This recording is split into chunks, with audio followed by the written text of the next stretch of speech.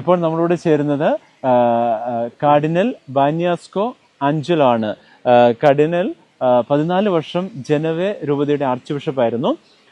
അതുപോലെ തന്നെ അതിനുശേഷം 10 വർഷം ഇറ്റാലിയൻ ബിഷപ്പ് കോൺഫറൻസിന്റെ പ്രസിഡന്റ് ആയിരുന്നു. 5 വർഷം യൂറോപ്യൻ ബിഷപ്പ് കോൺഫറൻസിന്റെ പ്രസിഡന്റ് ആയിരുന്നു. പിതാവിനോട് ഇപ്പോൾ ചോദിക്കാനുള്ളത്,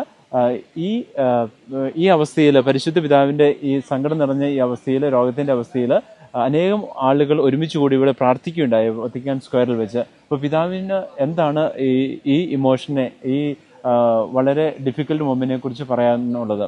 Allora vorrei chiedere a lei, questa serata tutti siamo venuti per pregare per Santo Padre, sia cardinali, sacerdoti, suore e fedeli. Come sente questo momento di preghiera per Papa Francesco? È una grande emozione in tutti noi e in tutta la Chiesa nel mondo e non solo. E certamente rafforza la nostra fede, la preghiera questa sera ha rafforzato la nostra fede, l'amore alla Chiesa e l'amore per il Santo Padre Francesco. Per questo siamo stati qui e continueremo ad essere qui. Proprio perché ci lega, ecco, al Santo Padre, ecco, un affetto, una riconoscenza, tutti particolari. Desideriamo invocare dalla Madonna e dal Signore Gesù la sua salute.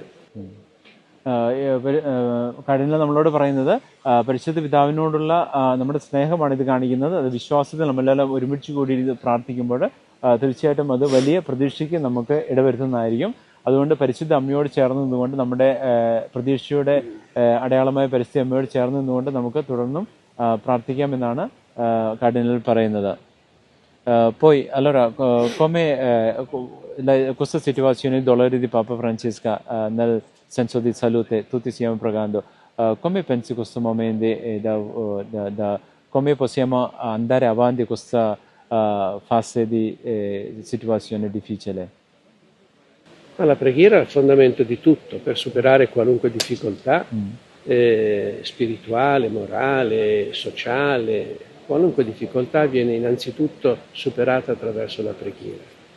E quindi dobbiamo avere molta fiducia nella preghiera e stringerci attorno al Signore e attorno a colui che è il successore di San Pietro. കാർഡിനലോട് ചോദിച്ചപ്പോൾ എങ്ങനെയാണ് പരിശുദ്ധ പിതാവിൻ്റെ ഈ ദുഃഖകരമായ അസുഖത്തിൻ്റെ അവസ്ഥ എങ്ങനെയാണ് കടന്നു പോകുന്നതെന്ന് ചോദിച്ചപ്പോൾ പറയുന്നത്, നമുക്ക് വേറെ ഒന്നും ചെയ്യാനുള്ള പ്രാർത്ഥനയാണ് മെയിനായിട്ട് ചെയ്യുന്നത്. പ്രാർത്ഥനയും നമ്മുടെ വിശ്വാസവും അതുപോലെ തന്നെ സാമൂഹികമായും ആത്മീയമായും എല്ലാം ഉള്ള പ്രശ്നങ്ങളെ നേരിടാനുള്ള ഏറ്റവും വലിയ ആയുധമാണ് പ്രാർത്ഥന.